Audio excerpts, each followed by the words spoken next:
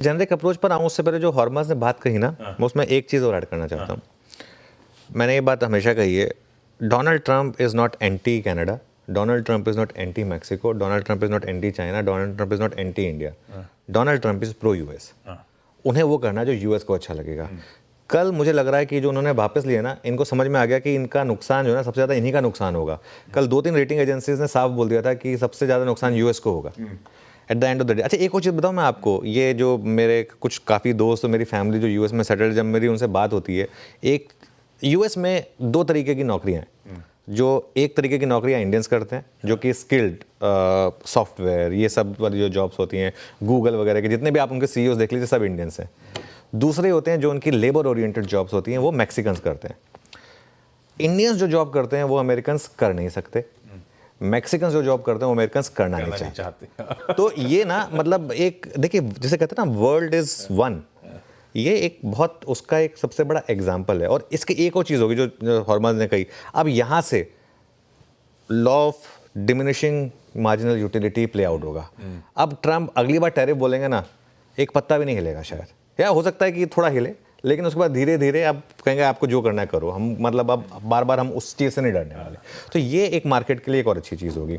खैर, अब आपने एक जेनरिक अप्रोच पूछी, अगले 4 से 5 महीने में देखिए, मैं एक बहुत बड़ा व्यू ले रहा हूँ यहाँ पर, और हो सकता है मैं गलत हूँ। मेरा ये मानना है, मैंने उस दिन भी ये व्यू लिया था कि बजट के बाद की जो पोस्ट बजट गेट टुगेदर थी, उसमें मुझे कोई बुलिश नहीं दिखा। और जिस तरीके की एफआईएस की पोजीशनिंग है, मेरा भी यहाँ से मानना ये है कि निफ्टी ड्यू है एक बड़ी रैली के लिए। हाँ, ऑब्वियसली अगर रीसेंट लो टूटे तो मेरी वो स्ट्रैटेजी गलत होगी, लेकिन वो कहीं ना कहीं तो रिस्क आपको लेना पड़ेगा। अगले 4 से महीने लार्ज कैप और क्वालिटी मिड कैप में मौके ढूंढें। काफ़ी स्टॉक्स काफ़ी अच्छे लेवल्स पर आ गए हैं, लेकिन अभी भी मेरा ये मानना है कि स्मॉल कैप और एसएमई स्टॉक से अभी भी दूर रहें। अगर उसमें आप प्रॉपर रिसर्च नहीं कर सकते, यहाँ पे भी मौके होंगे कुछ, लेकिन यहाँ पे कुछ ऐसे स्टॉक्स होंगे जिनमें एग्जिट नहीं मिलेगी आपको, तो इसके लिए इस स्पेस से थोड़ा सा दूर रहें। निफ्टी में इस समय हर कोई बेरिश है, कंसेंसस बेरिशनेस है इस समय। कंसेंसस बेरिशनेस रिवॉर्ड नहीं होती है। देखिए, मार्केट गिरना कब शुरू हुआ था? जब हम सब इतने ज़्यादा बुलिश हो गए थे कि बस अब तो यहाँ से हम ऊपर ही भागेंगे, सब ने अग्रेसिव टारगेट दिए थे, मैंने भी एक बहुत अग्रेसिव टारगेट ले लिया था निफ्टी पर। तो अब हर कोई नेगेटिव की बात कर रहा है। एफआईएस की शॉर्ट पोजीशनिंग रिकॉर्ड हाई पर है। अब आप कहेंगे कि एफआईएस की शॉर्ट पोजीशनिंग तो रिकॉर्ड हाई पे पहले भी रही है, और उन्होंने पैसा बनाया, बिल्कुल बनाया उन्होंने पैसा, लेकिन पिछले 4 महीनों में उन्होंने बहुत पैसा बनाया है शॉर्ट करके। लेकिन अब शॉर्ट्स ने पैसा बनाना बंद कर दिया, और अगर आप पिछले सीरीज़ का भी लास्ट 4-5 दिन देखें, उन्होंने शॉर्ट कवरिंग स्टार्ट कर दी थी। उनको भी लग रहा था कि बस अब शॉर्ट में पैसा बहुत बन चुका है इस मार्केट में। और एक चीज़, अगर शॉर्ट कवरिंग हुई तो बड़ी रैली होगी।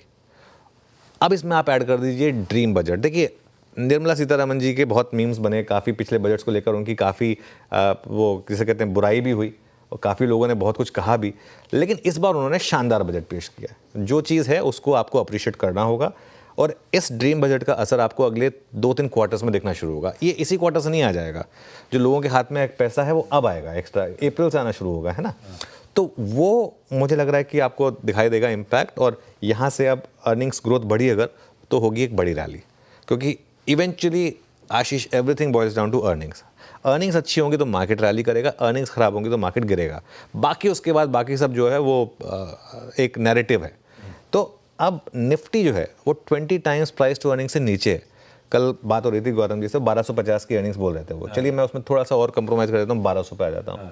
1200 के हिसाब से भी अगर आप इवन 24,000 पर भी हैं तो भी आप 20 टाइम्स हैं, तो 20 टाइम्स पी के नीचे अगर आप हैं निफ्टी पर, और हो सकता है अगले साल की अर्निंग्स में थोड़े अपसाइड रिस्क हो, क्योंकि हर कोई अब डाउनग्रेड पे डाउनग्रेड कर चुका है निफ्टी के अर्निंग्स को।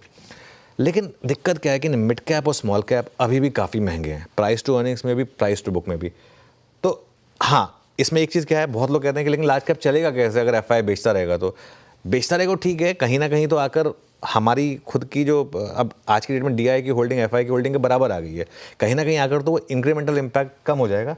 तो इसके लिए मैं एक व्यू ले रहा हूँ अगले 4-5 महीने के लिए। मेरा ये मानना है कि निफ्टी में बड़ी रैली होगी। बस एक नंबर का ध्यान रखिए आप, वो 22,800 का लो, वो नहीं टूटना चाहिए। अगर वो लो टूटा, यहाँ से वो 500 पॉइंट नीचे है, अगर वो लो टूटा तो मार्केट का एक आपको वर्डिक्ट हुआ कि नहीं, वो थ्योरी गलत है। लेकिन रिस्क 500 पॉइंट का यहाँ पर, रिवॉर्ड आपका 3,000 पॉइंट का, ये एक मेरा व्यू है मार्केट के ऊपर। बिल्कुल सटीक।